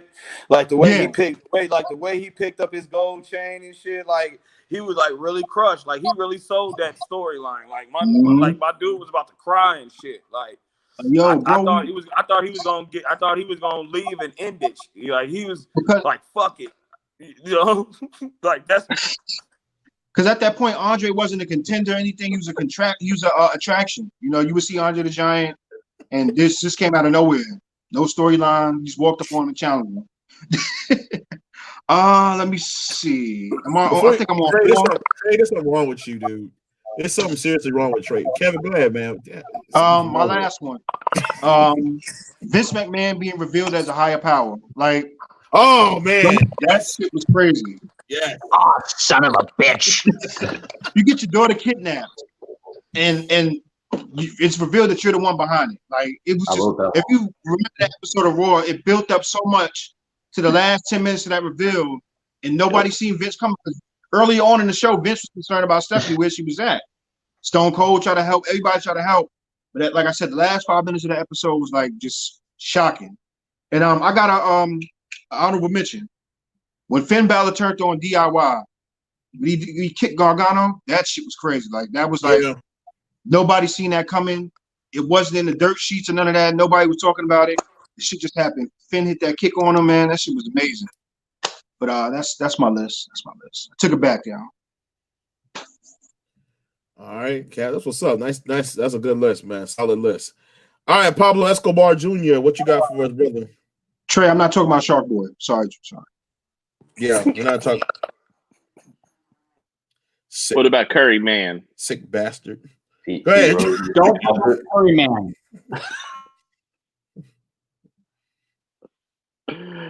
All right, so I have the few obvious ones. Hogan, the third man. I think obviously we all know how that set off. That was key in the Monday Night Wars and everything that became. The Rockers obviously shaped late 80s, early 90s wrestling with Shawn splitting, Marty jumping through that window trying to ruin him. What a coward. Yeah. And then, like Ricky, I also have Terry Funk and Ric Flair because that's just classic. He just beat the hell out of Ric Flair for about 15 minutes while JR was trying to interview him. No commercial break neither. Yeah, nothing. Rock turning corporate, I think that was a surprise nobody really knew, ever saw. And then a personal favorite of mine from the last few years was Kevin Owens turning on Chris Jericho at the Festival of Friendship. I think that was because nothing was hotter in WWE at that point than Jericho and the list of Jericho and all that was, and him and KO teaming together, the Canadian superpowers.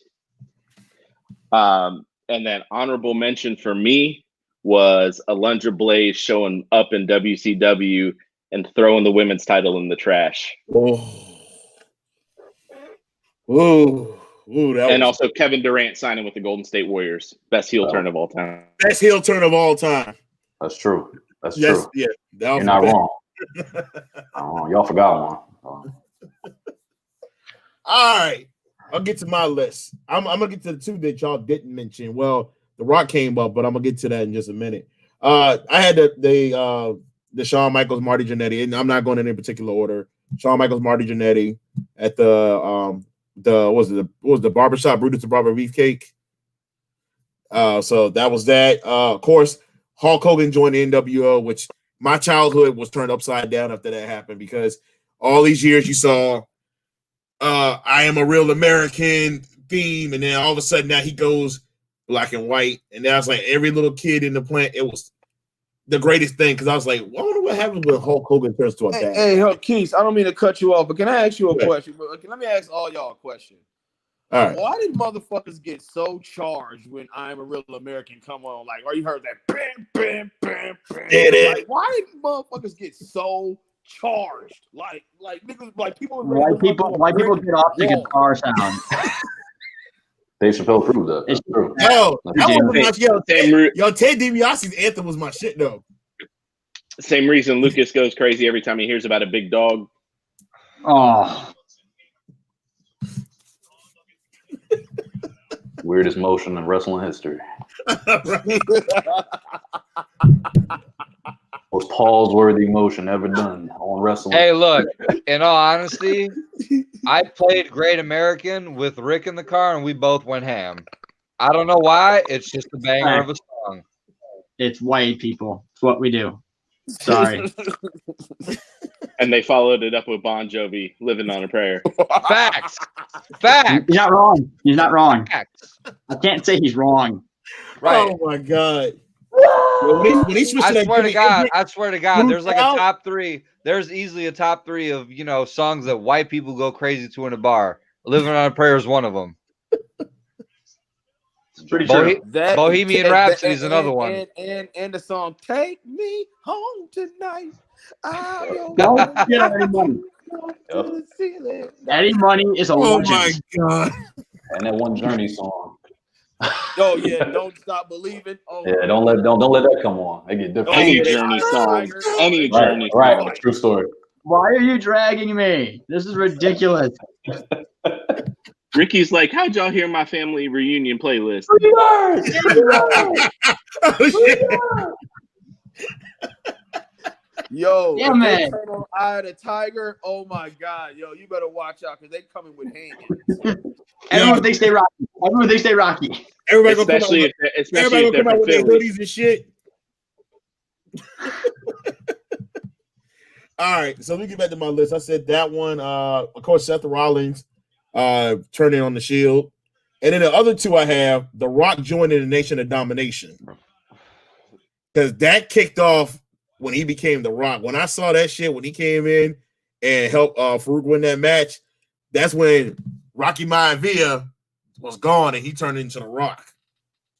I had that too, but I went with the corporation one on my real list instead of that one. Yeah, he had a lot of heel turns, but I remember the people- Nation of Domination is the one I went with because that started the era of The Rock.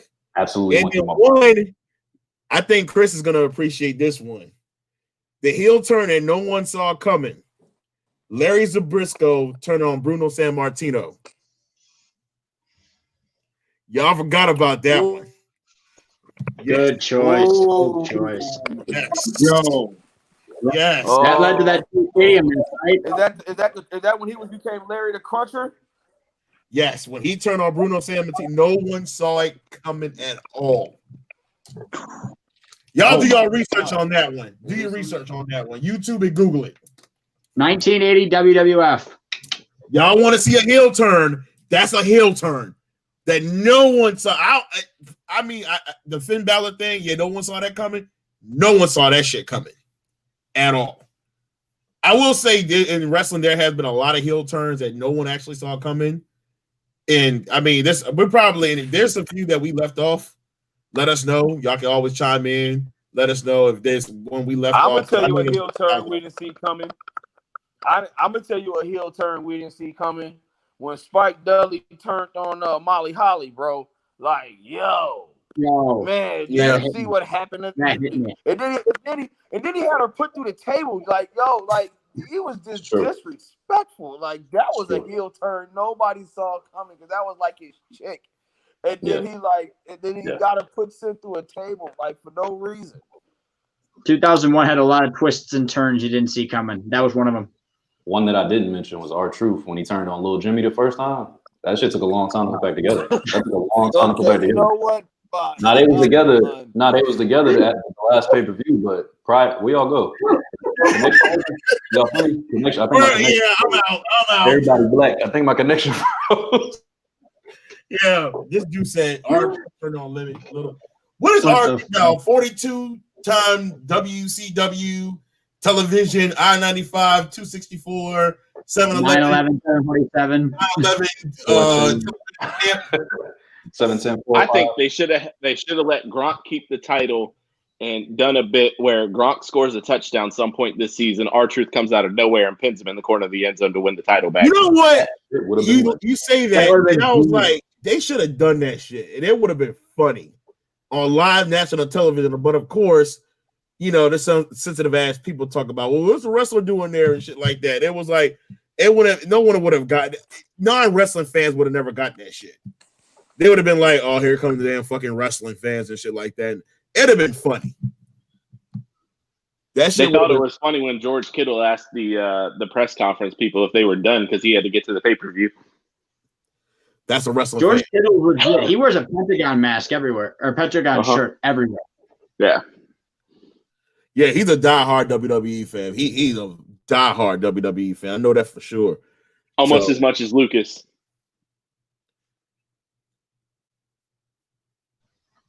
Please don't start that.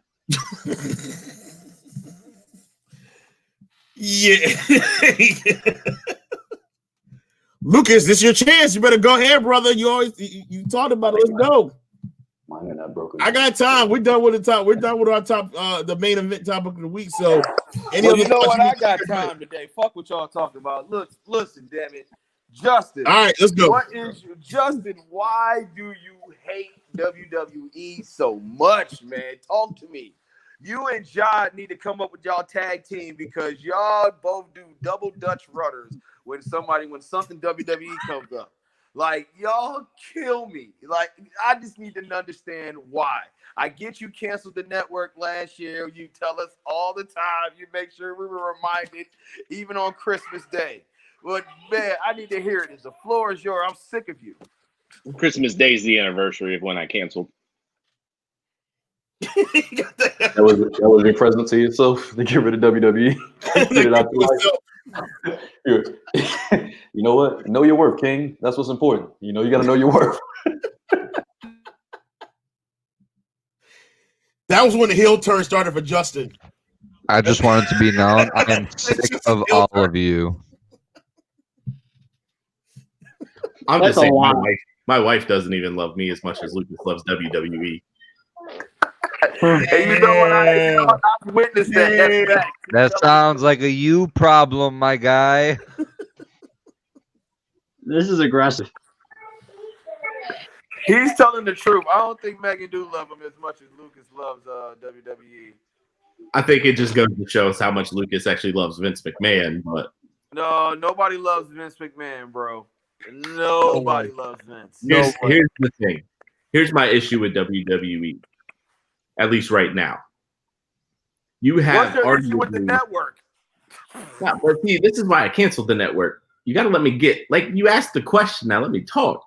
Was you it want man? Let him have his rebuttal. Your mouth, Chris. Let him have his rebuttal. Go ahead, Justin. Go ahead. So here's the thing: you have arguably the most talented roster in the history of professional wrestling. The amount of talent WWE has between Raw, SmackDown, and NXT is the most talent ever assembled by one company at any given point in time. Now, you have that, and what you give us is Lana getting put through tables 5 weeks in a row, Enzo and Cass and Chris Jericho in shark cage matches. What other nonsense have we seen over the last 4 years? How many different times have we seen John Cena and Randy Orton over the last 6 years? How many different times have we? I mean, just the last 3 months. I mean, we've mentioned it 4 times already in the show. Seth Rollins and the Mysterios. Like, at what point in time do you sit there and say you're wasting this time? Because we talk about guys like AJ Styles. We talk about Murphy is arguably one of the best workers in the company right now. And they have him fiddling around with like a girl who may or may not be legal. And they bury Aleister Black, Kevin Owens, Shinsuke Nakamura just gets put with whatever international person they're feeling that week. Cesaro's incredible, and what has he done in the last 5 years? Like, you get these people get over organically, and then Vince hates that, and he buries them.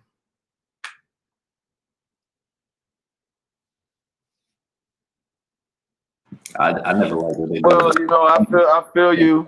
What you just said. My fault, Trey. I'm sorry. My fault, Trey. No, you go ahead. You go ahead.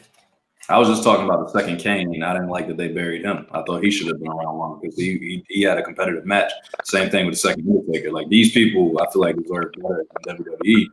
And that's why I got rid of the network. The Hand only came back one time after the birth from Mae Young. These are the kind of things that I want to understand why they didn't get a bigger push for me, because they got over organically. You know what I'm saying? So I don't get why. What the hell are you talking about? Yep. Don't forget Katie Vick. That's right, Katie Vick. That's a big one, because If anybody remembers the Katie Vick storyline, Cap, tell us about the Katie Vick storyline. Cap, get the fuck out. We might have to end it right here. Trey, We you might have just to end changed it your hat right like here. 3 times. This guy's out of Yeah, pocket. if you start talking about You Katie changed Vick, your I'm hat ending the 3 times. broadcast. I'm ending this podcast. You start any word about Katie Vick, I'm shutting it down right now. That was my bad. You said Katie Don't Vick? go there. I didn't do that. No, he said Michael. He said Michael Vick. Michael, yeah. I said I would never mention Katie. 757, stand up. Comments regarding Katie Vick, all but right, not allowed on the show. All right, Got so Justin. Now, I want to. I feel where you're coming from, see, because you suck at it when we on the group. Explaining it because, like I said, you have one big circle jerk where it's like, oh my God, WWE sucks. Okay, here Justin and John come, and I love you too. But either that's neither here nor there. But no, for real, I get what you're saying. But I still don't understand why you canceled the network. Like that's still, what does the network got to do with that shit? You know what I'm saying? Like the network thing with didn't do canceling the anything. network is because most people who want to talk trash and do all this, that, and the other, they still pay every month and watch it. And I'm like, if you keep paying the subscription fee and tuning in every week, they're getting your money. I mean, but you're watching it. I watch it for the old content. I don't watch it for the new content. Like I don't care for the 30 days of the Undertaker, and that's my favorite wrestler because I can just go to old old pay-per-views or something. Well, all that's free now, anyways. True. I mean, facts. I mean, but my thing is like this. I kind of feel like, and I said this kind of earlier, that your energy is not kept. Like I'm sorry, but I do watch AEW. You may think I don't, but I do watch AEW because I was one of the first people. If anybody would tell you, from me growing up, NWA has always been my favorite. From NWA to WCW. So WWE was never my favorite brand, So I kind of feel like with now, so that's why I was excited for AEW to come out because I was like, hey, now you got the backing of a Ted Turner or TNT, and everything like that. But how do you let's get some straight. AEW is here because of the elite. That's 100% facts. It's because of the elite. The elite sucks in AEW. You can sit there and AEW can sit there and say, I don't want to be like Vince. I don't want to be like Vince. Okay. Sean Spears is a jobber, a bona fide jobber. So what was the point of putting him with Tully Blanchard, right? Adam Page, Hangman Page and Kenny, they were great. They were great as a tag team. But you still start out your product with your most important piece, which was the elite, which was Cody, which was Kenny, which was Hangman, and Chris Jericho. Chris Jericho brings the pizzazz. Chris Jericho brings the big name to the AEW. Because let's get something straight. The elite was always in Japan or ROH or Impact. Or they tried out for WWE, whatever. And then on top of that, with AEW, if you're still trying to carve your niche and you're still trying to be the dominant brand, why do you continuously bring up WWE? That's what don't make sense to me is all I'm saying. Like, it's nobody at all. Nobody at all. Hey, the TNT title's on the line today between Cody Lee and Brody Lee. What you got to say about it? Man, Triple H can't get the TNT title. What the fuck? What does that mean? It's like it's every podcast. Instead of promoting your brand, instead of promoting what this is gonna be, you're steady promoting WWE. So you mean to tell me you're gonna get out of a relationship that you said was toxic to you and it was worse to you, only to get into a so-called better relationship, and you get in that better relationship and you're steady talking about your ex? That's how I feel about AEW. You're more focused on WWE than you are focused on AEW. There should be no reason why Kenny Omega is not the world champ, or Kenny Omega and Chris Jericho should have had a nice little lengthy feud. You still build your brand on your top people. That's just me though. Well, I think a few things. A lot of the WWE talk just comes from people asking them, because I think they can't do anything without people saying WWE this, WWE that. Like, I think that's a big part of it. And so for them, everybody wants to compare them to, you know, what's Raw doing, what's SmackDown doing. Like, that's not their level, you know? And I think their level is what NXT is doing. Like, they're trying to build something. And obviously, like, for all of us, we just want good wrestling. Like, no matter where it is, you know, I don't care. Like, I watched the GCW Collective 2 weekends ago with people I've never heard of, just because I want to watch wrestling. I like good wrestling. You know, I'm gonna piggyback off that because my son, he found it's on the network, of course. But it was all the NXT stars in their earlier days, from even in overseas in England, Ireland, and there was a match where I saw with Prince Nevitt, of course, Finn Balor, where he dressed up as the Joker, put on a bomb match, and the arena was no bigger than a gymnasium, but the way they looked, but the way they did it was great. Me and my son sat there, and my son is only 5. He sat here and we sat.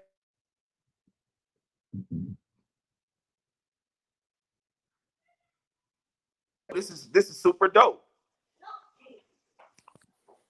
Yeah, and then as far as the elite go, I think for them, and one of the things I've enjoyed about AEW is that it hasn't just been monopolized by those 5 guys. I think even the fact that with the TNT Open challenges that Cody was doing, they brought in dudes like Eddie Kingston, and it led to him getting signed to AEW.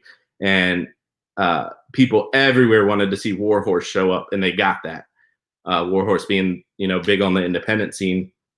And then I think as far as the world title goes, as a new promotion, most of the viewers that WWE gets, and why there's such a big disparity in ratings when you look at the ratings between Raw, SmackDown, NXT, is because you have all the casual fans who aren't super in-depth into it. And so, you know, you're getting 2, 3, 4 times the amount of people watching Raw or SmackDown versus NXT or AEW.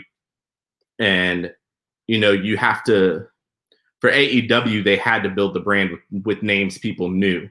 And so that's why I believe Chris Jericho was the first world champion, and why Moxley's had a big run, because those are names people know. And those are names, if people are just flipping through and see wrestling on, like, oh, I know this guy, that's Dean Ambrose, or, you know, whatever it may be. And I think it's refreshing that it's not the guys we know in authority running everything and holding every single title all the time and being the main event week in and week out. And we've gotten matches with like Darby Allin challenging for the world title and Jungle Boy challenging for the world title. Like all these guys who in WWE, you would never see, you know, any of the guys who are really good in 205 Live or anything like that challenging against Drew McIntyre. Like, it's refreshing.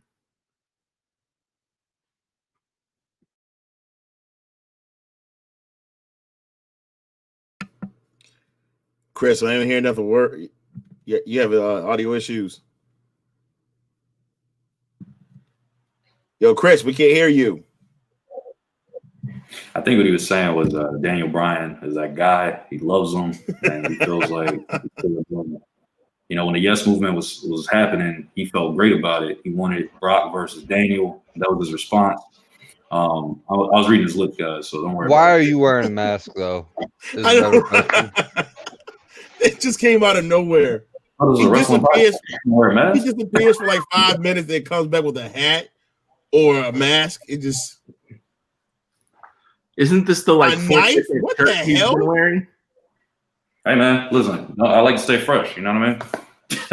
You know what I'm saying? Gotta stay fresh out here in the streets. So we out here, you know. Oh my God, I can't. Now he's disappeared. I'm out. He's probably backing out and trying to get back in. Where did Cap go? Cap said he had to go. He had to be out, but he told me he'll contact us later. But here comes Chris again. Hold on. Just Joe, you good now? That shit sounds good, man. Just Joe, you good? We can't hear you. We Can heard you him. hear me now? Yeah, that's better now. Right. Yeah, Trey was giving us Okay. his thoughts Yeah, about I don't your know. thoughts on Yeah, don't Daniel even worry Bryan. about it. Yeah, you good, bro. I already said. I said what your response to Justin. You good. Don't even worry about it. I got you. I already heard told what he him. said about Daniel Bryan, and I told him earlier in the show we don't want to talk about that. Okay, that was around a time in my life that I was not happy, and he added to it, and Trey Chris, don't be fickle. pulled up in Cali on Trey ass like for real. Don't be fickle, Chris. Don't be like that. You don't want to do this. Come on, man. Hey Justin, all I'm saying is I think you should give the network another try, man. I mean, they got good old content on there that we love to enjoy. I feel like when the Ruthless Aggression second part comes out, I might. On the network.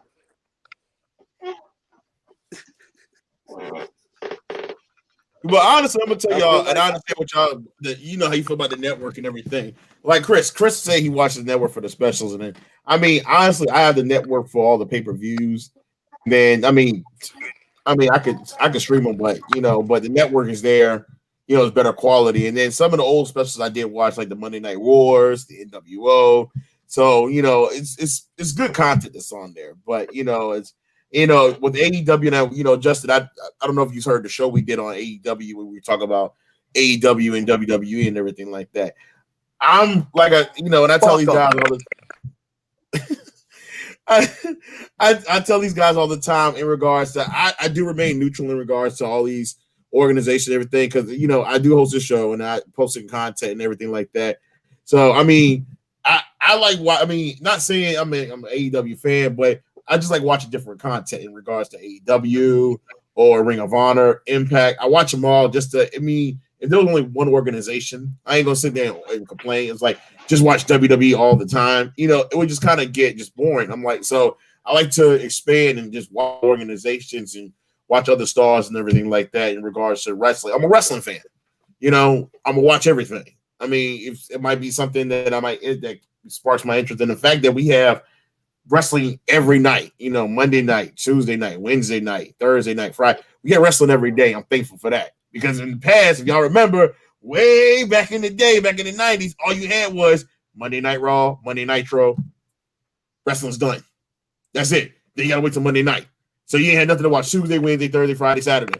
Saturday, you had you had WWF, you had WWF Superstars. That's what I mentioned. You had Wrestling Challenge. Yeah, you had WCW Saturday Night, and you had WCW Main Event, and you had Primetime Wrestling. Well, that was on Mondays. What else you had? You right. Yeah, I remember watching Saturday night on TBS, WCW, and I used to watch all those other shows. But it's like you had those, and but you had those. Saturday night. Oh, damn, he took it back with that one. What about Livewire? Ooh. Yeah. Wow. What about Velocity? Sunday Night Heat. Sunday Night Heat. Jack. Metal. Hey, Sunday Night Heat used to be better than Raw sometimes. Because Sunday Night Heat was setting up, because that was before they used to have the kickoff show. You didn't have the kickoff show. They would usually do Sunday Night Heat and Velocity before like the SmackDown and Raw shows back in the day. Those talk about selling a pay. Man, they used to sell a pay-per-view on Heat, boy. I used to plug in my mom. I remember when I went to my first Raw show when I was like 10 years old, I think. And they fucking did Sunday Night Heat the hour before Raw started, leading up to it. That's like what they usually do with Main Event and all that nonsense too. Right. Yeah. But the other thing too is like I feel like WWE is scared to do good comedy wrestling now. Like that's one of the things I love about New Japan is like Yano is arguably the greatest comedy wrestler of all time, and yet like they're still able to get it intertwined with like a normal match, and like Yano gets to do the comedy stuff and then get through. And I feel like that's another good thing that's like refreshing about AEW is that like they're not scared to do Mimosa Mayhem or the Stadium Stampede, like all these ridiculous things. And now even that musical they did last night. Only thing I'm gonna say about the musical is that I like MJF. I think he's one of the top heels in AEW. MJF might be like the hottest young star in wrestling, period. And he's one of those. He's just got this charisma to him. He's like he's definitely a good heel. And this kid has a bright future. AEW has a lot of young stars in their organization, and it's kind of like I like to see the development of these young stars, like Jungle Boy. They always talk about him. So it's a lot of these good stars that can develop in AEW. But MJF, and honestly, the way I feel, I believe MJF should have beat Moxley to become the AEW champion. I thought in my mind, I thought that could have happened. But with Kenny Omega, I can see definitely Omega and Moxley just shutting down the house and just having an awesome match, and Kenny Omega winning the title. But I definitely thought I think MJF is going to be a champion in the near future. But this kid has it all. I mean, he has the look. He get the mic skills. I mean, having just the mic skills alone is just incredible. Dude can just I think this feud between him and Jericho is going to be not only a fun feud, but it's going to be the kind of feud where Jericho said, "All right, let me go put this kid over," because I'm like, this is this time. I need to play. He put Orange Cassidy over. Now he's going to end up putting MJF over. So, I do applaud him on that. But, AEW, I'm like, they've been here a year, and some of the concepts I don't get. The women's division is horrible. It's the worst in wrestling. It's horrible. The way the characters that they're making in AEW, is just, they got to do a better job of that. Tag team division. I was glad they brought Thunder Rosa in, though. That was a big deal. Yeah. It ain't Big Swole. She's good, but it's kind of like the women's division definitely needs some work in regards to that. And then who was the first women's champion? You ain't seen her since. Riho, I ain't seen her. She lost the title. She kind of just went ghost. So, but which yeah, could be. I mean, I don't know what's up with travel with her being Japanese and everything, but yeah, but AEW. I mean, I will say, and I tell all fans, and I see the WWE fans going at. I see AEW fans going at. I'm like, can we just appreciate that we get multiple wrestling shows? Like, appreciate that we get Raw, we get SmackDown, we get NXT UK, AEW, So it's kind of like, we're getting all these wrestling shows. But anyways, I'm gonna go ahead and wrap it up. It's like everybody's gonna be out and everything, because I already know Kev, I thank him for coming on the show, as always, for coming on. Orange Cassidy's twin said he's got to head out, so aka Lucas. So I thank you for coming on. They're always on every week. Tribal fella, Ricky, I thank you for being on as always, dropping the New Japan Pro Wrestling. And my two special guests, I thank y'all for hanging around the whole show. Pablo Escobar Jr., Justin, thank you for finally coming on the show. Thank you for coming on the show. And Trey, as always, thank you for coming on as well. Everything. Trey's gonna. Oh God, he put the mask on. And the hat. And we get the hat. Oh my God. Anyways, y'all, be sure to make sure y'all go subscribe to our YouTube channel here at Wrestling Talk Radio. Hit that notification button so y'all can get y'all get notification when we go live, when we post new videos. Also, make sure y'all go like us on Instagram, and also make sure y'all like us on Facebook as well. The website is coming soon, getting that together. So hopefully when I get the website, I know I keep talking about the website. Hopefully I'll have it by the end of the year. If not, maybe early next year, getting that together. So definitely getting that together. Also, shout out to WFSB 91. We're going to be live on the network in January. More details about that coming soon. So get ready for that. Shout out to What the Fuego. Shout out to Ariel as well, aka Josiah. He took a break from the podcast game, but he'll be back soon. But thank y'all again, and as always at Wrestling Talk Radio, what we say, we're not just wrestling fans, we're wrestling fans. Thank you. Good night, y'all.